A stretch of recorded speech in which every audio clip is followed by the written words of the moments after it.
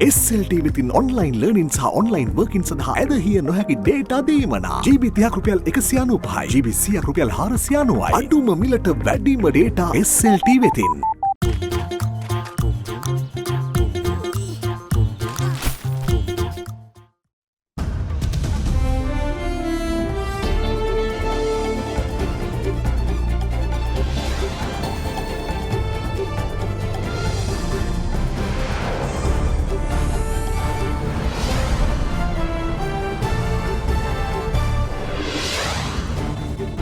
අද 2020 ජූලි 18 සෙනසුරාදා සිරස්සල. පාසල් නිවාඩුව තවත් සතියකින් දීර්ඝ කෙරේ. 11, 12, 13 ශ්‍රේණිවලට පමණක් ජූලි 27 යළි විවෘත වේ. උසස් පෙළ සහ ශිෂ්‍යත්වයේ නව දින වකවානු සඳුදා ප්‍රකාශයට පත් කෙරේ. ඡන්ද විමසීමට අදාළ සෞඛ්‍ය නියෝග ගැසට් කෙරේ. ඡන්ද රැස්වීමකට උපරිමය 300යි. නායකයා සහභාගී වන්නේ නම් 500ක් පමණයි. ඡන්දය සහ මනාපය වෙනුවෙන් අපේක්ෂකයන්ගේ ආධාරකරුවන් ගැටේ.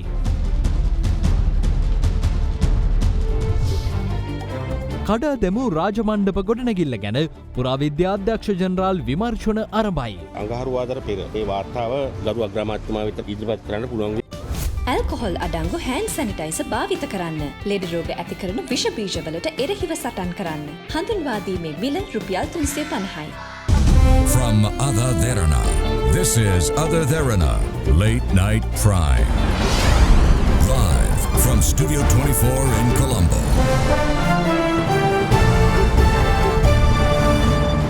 ආයිබෝවන් ඔබ අදත් එක්වන්නේ අද දෙරණ රාත්‍රී 10 ප්‍රධාන ප්‍රවෘත්ති ප්‍රකාශය සමගයි. දිවයිනේ සියලුම පාසල් සිසුන් සඳහා ලබා දුන් නිවාඩුව තවත් සතියකින් දීර්ඝ කිරීමටත් 11, 12 සහ 13 ශ්‍රේණිවල සිසුන් සඳහා පමණක් ජූලි 27 වනදා නැවත පාසල් ආරම්භ කිරීමටත් තීරණය කළ බව අධ්‍යාපන අමාත්‍යාංශය පවසනවා. මෙම තත්ත්වය හමුවේ උසස් පෙළ සහ පහ ශ්‍රේණිය ශිෂ්‍යත්ව විභාගය පවත්වන නව දින වකවානු එළඹෙන ජූලි 20 වෙනි සඳුදා ප්‍රකාශයට පත් කිරීමට නියමිතයි. අද මෙරටින් තවත් COVID-19 ආසාදිතයින් 6 දෙනෙකු හඳුනා ගැනුණු අතර ඒ අතරින් එක් අයෙක් පිලිපීනයේ සිට මෙරට පැමිණි පුද්ගලයෙක්. තවත් සිව් දෙනෙකු හෝමාගමින් හමු වූ කන්දකාඩු ආසාදිතයන්ගේ ආශ්‍රිතයන් වන අතර අනෙක් ආසාදිතයා ලංකාපුර පදිංචි කන්දකාඩු ආසාදිතයන්ගේ ආශ්‍රිතයෙක්. එම පුද්ගලයන් 6 දෙනාම හඳුනාගෙන ඇත්තේ නිරෝධායනය වෙමින් සිටියදී. ඒ අනුව මෙරට සමස්ත කොවිඩ් ආසාදිතයින් ගණන 2703ක් දක්වා ඉහළ ගියා. මේ වන විට රෝහල්ගතව ප්‍රතිකාර ලබන ගණන 669ක් වන අතර පූර්ණ සුවය ලබා රෝහල් වලින් පිටව ගිය ගණන 2023ක් ලෙස සටහන් වනවා. ඉකුත් ජූලි 8 වෙනිදා බදාදා වන විට මෙරට රෝහල්ගත ආසාදිතයින් ගණන 104ක් දක්වා අඩු වී තිබූ නමුත් ජූලි 9 වෙනිදා කන්දකාඩු පුනරුත්ථාපන මධ්‍යස්ථානයෙන් ආසාදිතයින් 56 දෙනෙකු හමු වීමත් සමග නැවතත් ඒ ආශ්‍රිතව නිර්මාණය වූ කොවිඩ් පොකුර නිසා මෙරට ආසාදිතයින් ගණන ශීඝ්‍රයෙන් ඉහළ ගියා. ඉන්පසු ජූලි 10 වෙනිදා වාර්තාගත ලෙස මුළු දෙවයිනෙන්ම ආසාදිතයන් 300ක් හඳුනා ගැනුණු අතර ඊයේ දිනේදී කොවිඩ් ආසාදිතයන් 10 දෙනෙකු අලුතින් හඳුනා ගැනුණා. ඒ අතර නිරෝධායනයට ලක්වමින් සිටින සේනපුර පුනරුත්ථාපන මධ්‍යස්ථානයේ රැඳවියන් 3ක් කන්දකාඩු පුනරුත්ථාපන මධ්‍යස්ථානයේ රැඳවියන් 3ක් සහ නිරෝධායනයට ලක්වමින් සිටින ඉන්දියාවේ සිට පැමිණි අයෙක් දවනවා. කන්දකාඩු ආසාදිතයන්ගේ ආශ්‍රිතයන් වන ගම්පහ සහ යක්වල පදිංචි දෙදෙනෙක් සහ රාජාංගනයේ පදිංචි කන්දකාඩු ආසාදිතයෙකුගේ ආශ්‍රිතයෙක් වන 12 හැවිරිදි දරුවෙකු අනෙක් ආසාදිතයන් තිදෙනා අතරට අයත්. මේ අනුව කන්දකාඩු ආසාදිත පොකුරෙන් හඳුනාගත් සමස්ත ආසාදිතයින් ගණන 555ක් දක්වා ඉහළ ගියා. මේ අතර නාවික හමුදා පොකුරෙන් වාර්තා වූ ආසාදිතයින් 906 දෙනා අතරින් දෙදෙනෙකු පූර්ණ සුවය ලබා රෝහල් වලින් පිටව යාමත් සමග එම පොකුරේ ආසාදිතයින් 5 දෙනෙකු පමණක් තවදුරටත් රෝහල්ගතව ප්‍රතිකාර ලබනවා.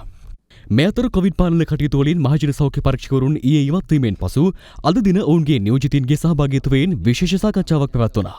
මහජන සෞඛ්‍ය පරීක්ෂකවරුන්ට බලය ලබා දෙන්නේ නැහැ මේ ආඥා පනතේ. නමුත් මැතිවරණ මාර්ගෝපදේශ නිකුත් කරනවා. එසේ බලය ලබා නොදීමට හේතුව ලෙස දක්වලා තිබුණේ මේ රටේ මහජනතාව පීඩනයට ලක්වීම වැළැක්වීම සඳහා කියලා. ඒ නිසා අපිට සිද්ධ වුණා මේ සෞඛ්‍ය අමාත්‍යවරිය කලායයි කියන ප්‍රකාශය පදනම් කරගෙන විශේෂයෙන්ම ප්‍රධාන කාරණා කීපයක් අපිට ඉස්මතු වුණා. ගැටලු කීපයක් ඉස්මතු වුණා. මේකෙදී අපි ගත්ත තීරණය තමයි හෙට දිනේ ඉඳලා දිවයින පුරා සියලුම COVID-19 විතරක් නෙමෙයි සියලුම බෝවන් රෝග පාලන රාජකාරී කටයුතු වලින් අපි ඉවත් වෙන්න කටයුතු කරනවා.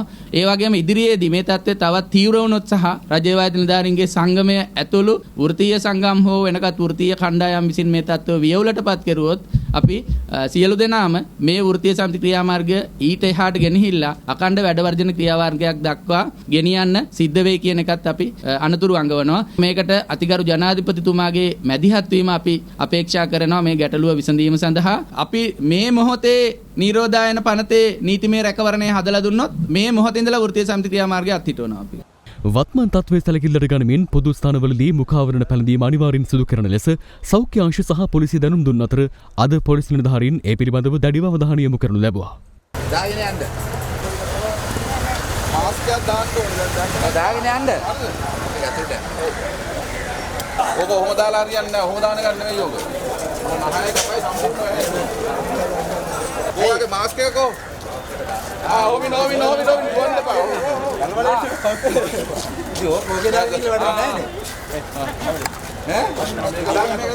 COVID-19 දෙවැනි රැල්ලක් නැතත් ශ්‍රී ලංකාව මේ වන විට ඒ ආසන්නයේ සිටින බව විශේෂඥ වෛද්‍යවරුන්ගේ සංගමය පවසනවා.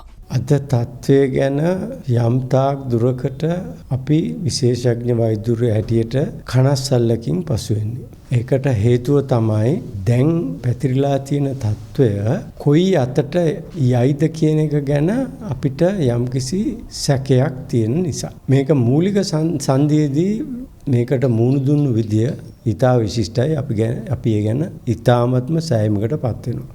නමුත් මේ වෙලේ අපිට පේනවා අපේ මහජනතාවගෙත් යම්කිසි මන්දෝත්සාහී බවක් තියෙනවා. ඒකට හේතුව සමහර වෙලාවට ඒ සම්බන්ධ වැරදි ආදර්ශ අනික් අයගෙන් ලැබුණු නිසා වෙන්නේ නැති. මොකද අපි දැක්කා යම් අවමංගල උත්සවවල දේශපාලන රැලිවල අපිට රජයෙන් දෙන අවවාද හුඟක් ඉහළ උදවිය පිළිපැද්දේ නැහැ. මොකද මේක අපිට 100%ක්ම තහවුරු කරන්න බෑ තාම මේක සමාජයේ පැතිරීම දක්වා ගියයි කියලා. නමුත් ඒ හරිය අපි අතවනවන්න ඉන්නේ. දෙවනි රැල්ලක් නැතත් අපි ඒ අත ළඟ ඉන්නේ. මේ අතර පවතින වාතාවරණය සැලකිල්ලට ගනිමින් ජූලි 21 සිට අගෝස්තු 4 වෙනිදා අතර කාලය තුළ කතරගම පුදබිමට බැතිමතුන් පැමිණීම සීමා කිරීමටත් වාර්ෂික අසල පෙරහැර මහජන සහභාගීත්වයෙන් තොරව පැවැත්වීමටත් කතරගම උත්සව කමිටුව අද තීරණය කළා. ඒ වගේම පෙරහැර කටයුතු නැටුම් කණ්ඩායම් නැතිව සුළු පිරිසක් මගින් සංස්කෘතිකමය වටිනාකම ඇතිවෙන පරිදි කටයුතු කරන්නත් තීරණයට ආවා. මේ අතර දිවයිනේ සියලුම පාසල් සිසුන් සඳහා ලබා දුන් නිවාඩුව තවත් සතයකින් දීර්ඝ කරන බව අධ්‍යාපන අමාත්‍යාංශය අද නිවේදනය කළා. ඒ අනුව ජූලි 27 වනදා නැවත පාසල් ආරම්භ කිරීමට වඩාත් සුදුසු බව තීරණය කර ඇති අතර එම සතිය තුල පාසලට පැමිණිය යුත්තේ 11, 12 සහ 13 ශ්‍රේණිවල සිසුන් පමණක් බව එම නිවේදනයේ සඳහන්. අගෝස්තු 10 වෙනිදා පාසල්වල අනෙක් ශ්‍රේණි විවෘත කිරීමට නිර්දේශ කර තිබෙනවා. කෙසේ වෙතත් රාජාංගනීය සහ වැලිකන්ද අධ්‍යාපන කොට්ටාශවල කිසිදු පාසලක් අගෝස්තු 10 වෙනිදාට පෙර විවෘත නොකිරීමට තීරණය කළ බව අධ්‍යාපන අමාත්‍යාංශය සඳහන් කළා. මෙම තත්ත්වය හමුවේ උසස් පෙළ සහ පහ ශ්‍රේණී ශිෂ්‍යත්ව විභාගයේ පවත්වන නව දින වකවානු එළඹෙන ජූලි 20 වෙනිදා සඳුදා ප්‍රකාශයට පත් කිරීමට නියමිතයි. The big story. ඡන්ද විමසීමක් පැවැත්වීමට අදාළ සෞඛ්‍ය නියෝගය ඇතුළත් ගැසට් පත්‍රය සෞඛ්‍ය අමාත්‍ය පවිත්‍රා වන්‍යාරච්චි මහත්මිය විසින් ඊයේ රාත්‍රියේ නිකුත් කරනු ලැබුවා. ඒ අනුව ඡන්ද රැස්වීමක් සඳහා සහභාගී වන සංඛ්‍යාව 300 නොඉක්ම විය යුතු බවත් දේශපාලන පක්ෂයක හෝ ස්වාධීන කණ්ඩායමක නායකයා සහභාගී වන රැස්වීමක් නම් ඊට 500ක් සහභාගී කරවිය හැකි බවත් ගැසට් පත්‍රයේ සඳහන්. නිරෝධායනය සහ රෝග වැළැක්වීමේ ආඥාපනතේ දෙවන සහ තුන්වන වගන්ති යටතේ සෞඛ්‍ය සහ දේශීය වෛද්‍ය සේවා අමාත්‍ය පවිත්‍රා වන්‍යාරච්චි මහත්මිය විසින් මහමැතිවරණයට අදාළ සෞඛ්‍ය නියෝගය ඇතුළත් ගැසට් පත්‍රය ඊයේ රාත්‍රියේ නිකුත් කරනු ලැබුවා.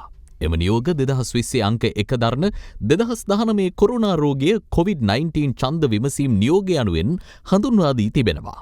එම නියෝගවලට අනුව ඡන්ද විමසීමක් පැවැත්වෙන කාල සීමාව අතරතුර ඡන්ද විමසීමට අදාළව රැස්වීමක් සංවිධානය කිරීමට අදහස් කරනු ලබන සෑම තැනැත්තෙක්ම එම රැස්වීම ආරම්භයට පැය 24කට නොඅඩු කාලයකට පෙර ඒ පිළිබඳ ලිඛිත දැන්වීමක් අදාළ ප්‍රදේශයේ සෞඛ්‍ය වෛද්‍ය නිලධාරිවරයාට ලබා දිය යුතු වනවා. එම ලිඛිත දැන්වීම බහර දෙන සංවිධායකවරයා එම රැස්වීම සඳහා සහභාගී වන තැනැත්තන් සංඛ්‍යාව 300 නොඉක්ම වීමට වග බලා ගත යුතු බවද ගැසට් නිවේදනයේ නියෝගවල සඳහන්.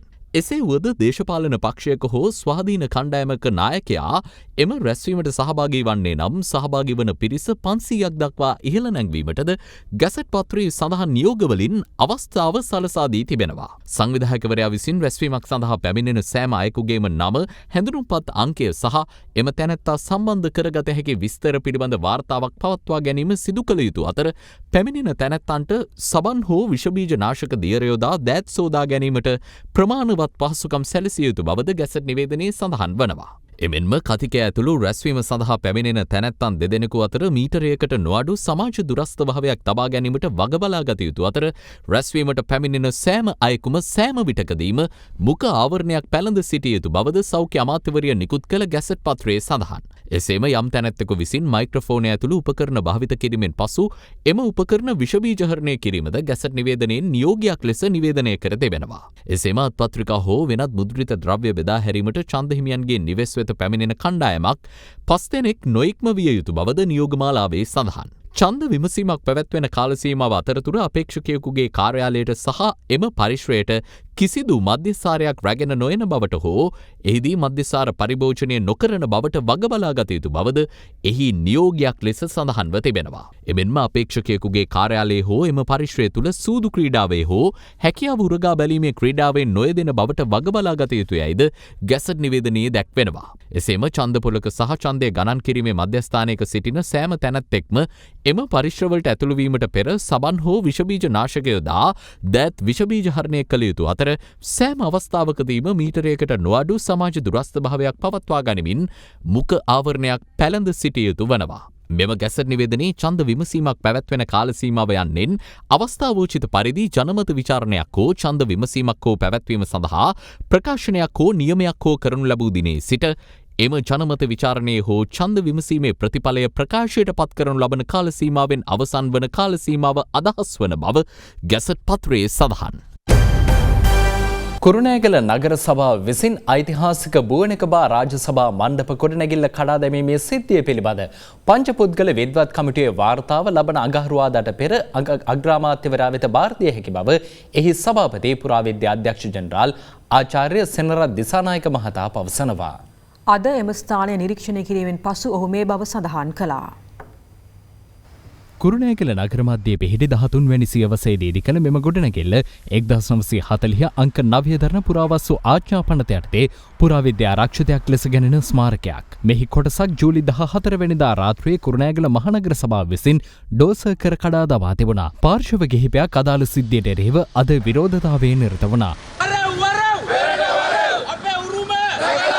මේ රාජසභා මණ්ඩපය කඩා බිඳ දාපු පුද්ගලයන්ට තරාතිරම නොබලා දඬුවම් කළ යුතුයි. ඒ දඬුවම ලබා දෙන තුරු අපි අපේ අරගලේ අතාරින්නේ නැහැ. මේක පුරාවිද්‍යාත්මක ස්ථානයක් හැටියට සංරක්ෂණය වෙලා තිබුණා නම් වෙලා තිබුණා නම් පිළිගැනීමක් තිබුණා නම් පහුගිය කාල සීමාව තුළ මේකට බාර් එකක් දානකම් මේක ඇතුලේ ජෝගි නටනකම් පුරාවිද්‍යා දෙපාර්තමේන්තුව මොකද කළේ කියලාත් අපිට අහන්න සිද්ධ වෙනවා. එක්සත් ජාතික පක්ෂය හා සමගි ජන බලවේගයේ මෙවර මහමැතිවරණ අපේක්ෂකයන් ඇතුළු පිරිසක්ද විනාශ කර ඇති එම ස්ථානය අද නිරීක්ෂණය කළා. හිටපු පුරාවිද්‍යා ඇමතිවරයා විදිහට තාම කනගාටුවෙන් උනත් කියන්න ඕන. අද පුරාවිද්‍යා භාරව ඇමතිවරයාත් ඉන්න දිස්ත්‍රික්කය කිසිම වග විභාගයකින් තොරව මේ ස්ථානය කඩා බින්දමා තියෙනවා. මෙතරම් විනාශයක් කරලත් රජය තවමත් ඒ සම්බන්ධයෙන් ක්‍රියාමාර්ගයක් අරගෙන නැහැ. මේ අතරේම ගොඩනැගිල්ලේ කොටසක් මෙලෙස ඩෝසර් කඩා ඉවත් කිරීමේ සිද්ධිය සම්බන්ධයෙන් සෙවීමට අග්‍රාමාත්‍යවරයාගේ නියමයෙන් පත් කරනු පුරාවිද්‍යා අධ්‍යක්ෂ ජෙනරාල් ආචාර්ය සෙනරත් දිසානායක මහතාගේ සභාපතිත්වයෙන් යුත් පංචපුද්ගල පරීක්ෂණ කමිටුව අද එම ස්ථානය නිරීක්ෂණය කළා.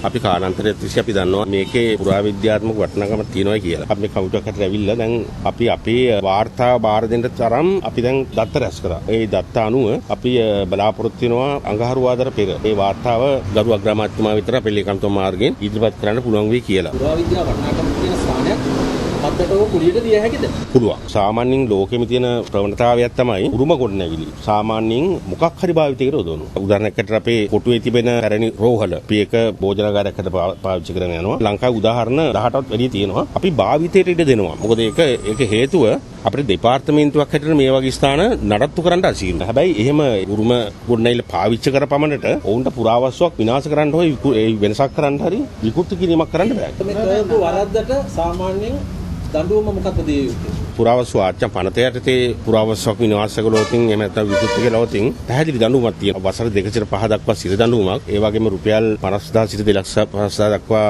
දඩයක් පොයම දඬුවම් දෙකම. ශ්‍රී ලංකා පොදුජන පෙරමුණෙන් මෙවර මැතිවරණ තරඟ වදින කෑගල්ල දිස්ත්‍රික් අපේක්ෂකින්ගේ ජය තහවුරු කිරීම සඳහා ජනාධිපති ගෝඨාභය රාජපක්ෂ මහතා අද කෑගල්ල දිස්ත්‍රික්කයේ ජනහමු කිහිපයකටම සහභාගී වුණා. එහිදී ජනතාව ඉදිරිපත් කළ ආර්ථික සහ සංවර්ධන ගැටලු රැසක් පිළිබඳව ජනාධිපතිවරයාගේ අවධානයට ලක් වුණා. ජනාධිපතිවරයා අද පෙරවරුවේ පළමුවෙන්ම පැමිණියේ ශ්‍රී ලංකා පොදුජන පෙරමුණු කෑගල්ල දිස්ත්‍රික් අපේක්ෂක අජිත් ශාමින්ද මහතා දැඩනීගල ළමා උද්‍යානයේ සංවිධානය කළ ජනහමුවටයි.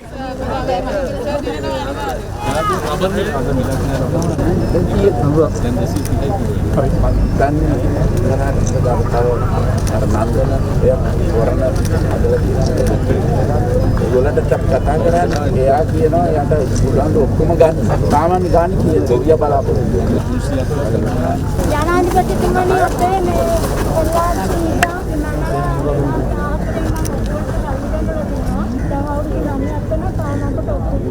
ඉදම් පස්සේ ලොක්කොරම් මෙහෙ තියෙනවා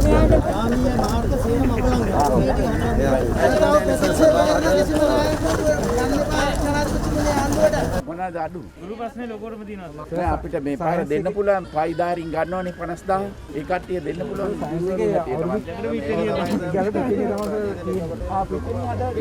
මහින්ද අර මීකට කියන්න පිටනිය හදන්න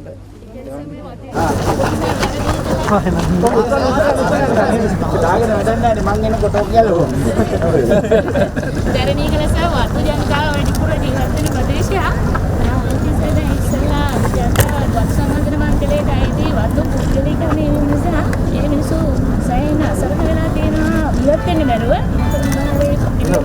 ඉන්දනතුරුව ජනාධිපතිවරයා රුවන්වැල්ල දෙහියෝවිට මන්සන්දියේ පැවති ජනහමුවට සහභාගී වුණා. ජනාධිපතිතුමනි මේ හදලා තියෙන සංස්කෘතියට බොහොම ස්තුතියි පෝස්ටර්ලා බැනර්ලා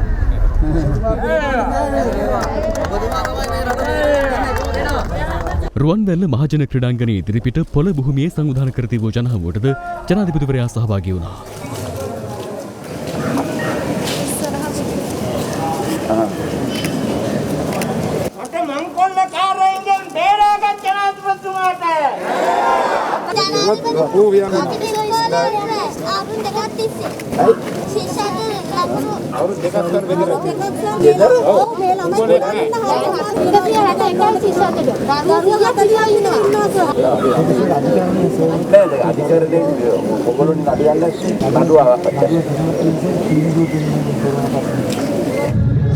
ශ්‍රී ලංකා පොදුජන පෙරමුණු කෑගල්ල දිස්ත්‍රික් කණ්ඩායම් නායක කනක හේරත් මහතා රමුක්කන දුම්රිය ස්ථානයේ ආසන්නයේදී සංවිධානය කර තිබූ ජනහමුවටද ජනාධිපති ගෝඨාභය රාජපක්ෂ මහතා අද පස්වරුවේ එක් වුණා.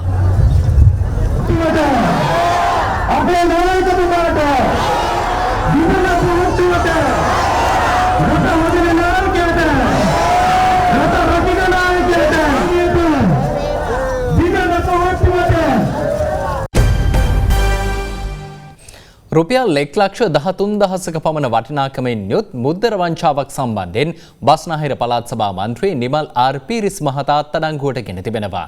කඩුවෙල මහේස්ත්‍රාත් අධිකරණයේ නියෝගයක් මත තලංගම පොලිසිය නිලධාරීන් කණ්ඩායමක් විසින් ලබාගත් සෝදිසි වරෙන්තුවක් මත සිදු කළ පරීක්ෂාවකින් අනතුරුව සැකකරු අත්අඩංගුවට ගත් බවයි පොලිස් මාධ්‍ය ප්‍රකාශක කාර්යාලය සඳහන් කළේ. නිමල් ආර් පීරිස් මහතා සමගි ජන බලවේගයේ පක්ෂයේ සම්බන්ධීකරණ නිලධාරීවරයෙකු ලෙස කටයුතු කරන අතර ඊට අදාළ ලිපි 7564ක් යොමු කිරීම සඳහා වංචනික ලෙස නිදහස් තැපැල් මුද්‍රාව යොදාගෙන ඇති බවට චෝදනා එල්ල වී තිබෙනවා. ජපානයේ ප්‍රමුඛතම තීන්ත දැන් එස්ලෝන් නිවසින් කන්සයි එස්ලෝන් ලෙඩ නැති තීන්ත. පසුගිය අවුරුදු 4.5 කාලය තුළදී සිදු වූයේ පලිගැනීම පමණක් වන බව අග්‍රාමාත්‍ය මහින්ද රාජපක්ෂ මහතා පවසනවා. ඔහු මේ අදහස් පළ කළේ අද කොළඹ ගම්සභා හන්දි ක්‍රීඩාපිටියේදී පැවති ජනහමුවකට එක්වෙමින්. ශ්‍රී ලංකා පොදුජන පෙරමුණේ කොළඹ දිස්ත්‍රික් අපේක්ෂක රියාද් මිරාල් සරත් වීරසේකර මහතාගේ ජය තහවුරු කිරීම වෙනුවෙන් සංවිධානය කළ ජනහමුවක් අද කොළඹ ගම්සභා හන්දියේ ක්‍රීඩාපිටියේදී අග්‍රාමාත්‍ය මහින්ද රාජපක්ෂ මහතාගේ ප්‍රධානත්වයෙන් පැවැත්වුණා. අද අපි හිටියනම් මෙලාට හදලා ඉවරයි වරාය නගරය. ආණ්ඩුව එනවා ආණ්ඩුව යනවා. ආණ්ඩුවක් හොඳ වැඩක් කරා නම් ඒ ආණ්ඩුවේ හොඳ වැඩේ ඉදිරියට ගෙන යාම තමයි අනිත් ආණ්ඩුවෙන් කරන්න ඕන. මේ අය ආණ්ඩුවක් ආවා අපිව පෙරළුවා. අපි කරපු වැඩ ඔක්කොම නතර කරලා අවුරුදු දෙකමාරක් බලාගෙන හිටියා. පලි ගැනීම හැර වෙන දෙයක් කරේ නැහැ. මුලින්ම පලිගත්තේ අපෙන්. මේ අවුරුදු 4දී තියෙන හැම ඉලක්කයකම පසුබෑමක් රට තුල ඇති වුණා. අපේ වරාය විකුණුණා. මේක විකුණගත්ත අය හොඳ කුට්ටි ගණන් ගත්තා. නම් කියන්නේ නැහැ. ඒකේ ආදායම පිටරටට යන්නේ. අපෙන් පලිගත්තා නෙවෙයි. අත් වශයෙන්ම මේ රටේ ජනතාවගෙන් පලිගත්තේ. අවුරුදු 200කට පස්සේ ඉපදෙන දරුවක් ණය කරලා තමයි පෞගිය අවුරුදු 5දී කටයුතු කරලා තියෙන්නේ. මේවා පිළිබඳව හිතන්න කාලය ඇවිල්ලා තියෙනවා. මෙරට තුළ නව කෘෂි ආර්ථිකයක් නිර්මාණය කළ යුතු බව එක්සත් ජාතික පක්ෂ නායක රනිල් වික්‍රමසිංහ මහතා පවසනවා. අනුරාධපුර දෙකේ කණුව ප්‍රදේශයේ අද පැවති ජනහමුවකට එක්වමින් ඒ මහතා මේ බව සඳහන් කළා. එක්සත් ජාතික පක්ෂ අනුරාධපුර දිස්ත්‍රික් කණ්ඩායම් නායක කස්තුරි අනුරාධනායක මහතා අනුරාධපුර දෙකේ කණුව ප්‍රදේශයේ සංවිධානය කර තිබූ ජනහමුවට රනිල් වික්‍රමසිංහ මහතා සහභාගී වුණා. මේ ඡන්දෙදී ප්‍රතිපත්ති මාලාව ඉදිරිපත් කරලා තියෙන එකම පක්ෂය එක්සත් ජාතික පක්ෂයේ පමණයි කියලා අපි කියන්න කැමතියි. කොරෝනා පාලනය කරන්නටත්, ගෙදර ආර්ථිකය දියුණු කරන්නටත් unp.lk කියවන්න එතන භාෂා තුනෙන්ම අපේ ප්‍රතිපත්ති ප්‍රකාශනය තියෙනවා. මම දන්නේ අපේක්ෂ මහත් ඔක්කොම කියවලා තියෙනවද කියලා. ඒක කියවන්න.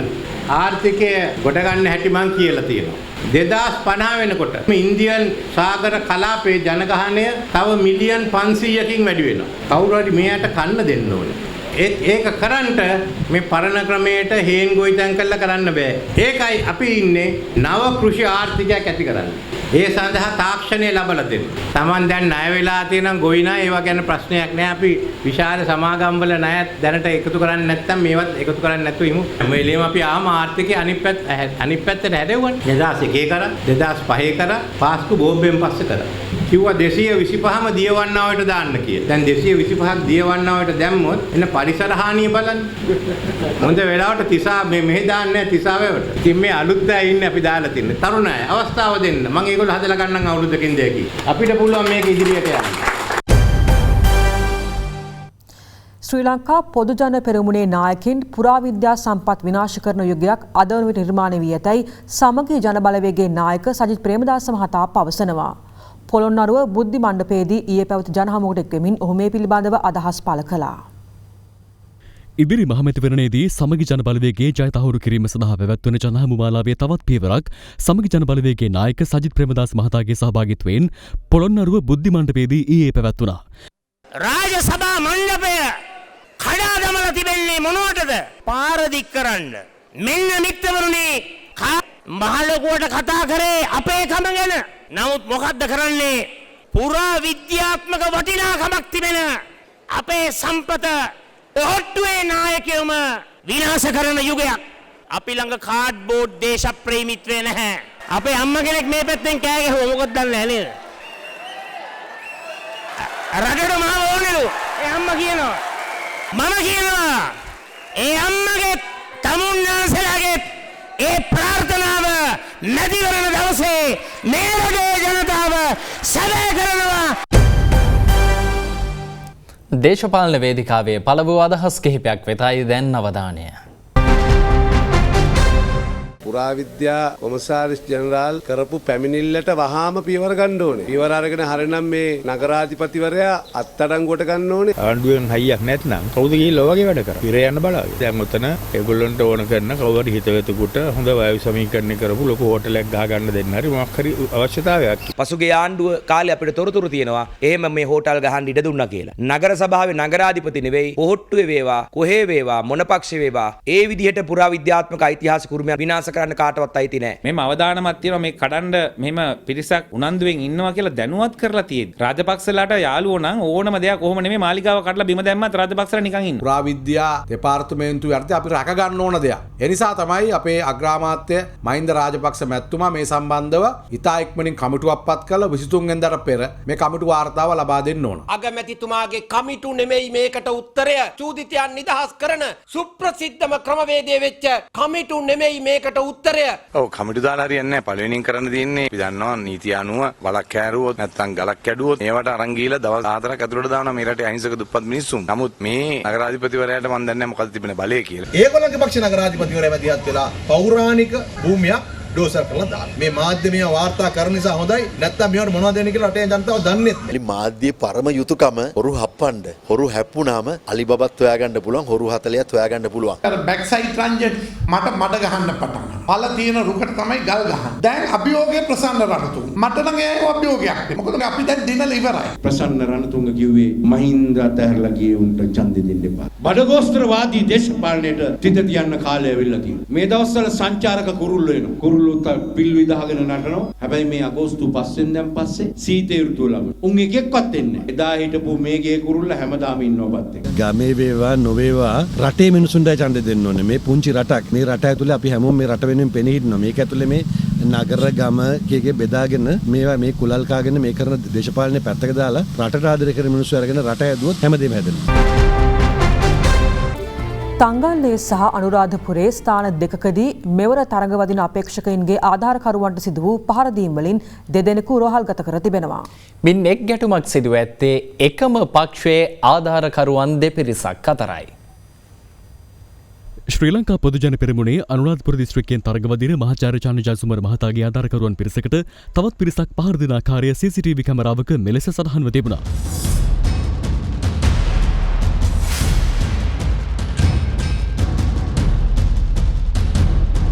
පහරකැමෙන් චාන්ද්‍ර ජයසුමර මහතාගේ ආධාරකරුවෙකු තුවාල ලබා අනුරාධපුර රෝහලට ඇතුළත් කර තිබෙනවා.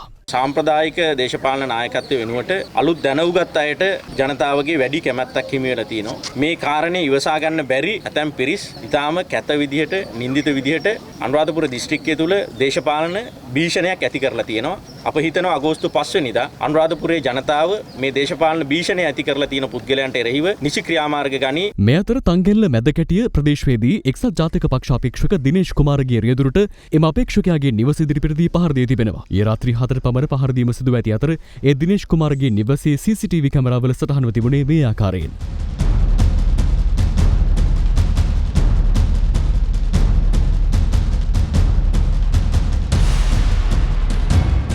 පාරකැමෙන් තුවාල ලැබූ රියදුරු තංගල්ල මූලික රෝහලට ඇතුළත් කර තිබෙනවා. පාරේ මහා මේ කලබගෑනි සද්දයක් ඇහිලා මම බලනකොට මට පේනවා තාප්පෙන් ඔක්කොම හොඳටම මගේ මේ රියදුරාට පහර දෙනවා. මේ පුද්ගලයෝ දෙන පැහැදිලිව මම හඳුනනවා. සම්පූර්ණ ජන බලවේගයේ අම්බන්තොට දිස්ත්‍රික්කයේ අපේක්ෂක දිලිප් පෙදාරච්චි මහත්මයාගේ කාර්ය මණ්ඩලයේ සේවය කරන දෙන්නෙක් අපේ එක්සත් ජාතික පක්ෂයෙන් තරඟ කරන දිනේෂ් මහත්තයාගේ වාහනෙන් තරුණයන් දෙන්නෙකු ඇඟට කපලා කකුල් දෙක උඩින් වාහනේ ගිහිලා තියෙනවා. ඇඟිලි මාපට ඇඟිලි දෙකම තුවාලලා තියෙනවා. ඒ දෙන්න වාහනේ පස්සෙන් අමල ගිහිල්ලා ඒක ඩ්‍රයිවර්ට ගහලා තියෙනවා. ඔන්න ඔක තමයි වෙච්ච සිද්ධිය. වෙන දේශපාලන වශයෙන් මුකුත් ප්‍රශ්නයක් නෙවෙයි. දැන් තවත් පුවත් කිහිපයක්.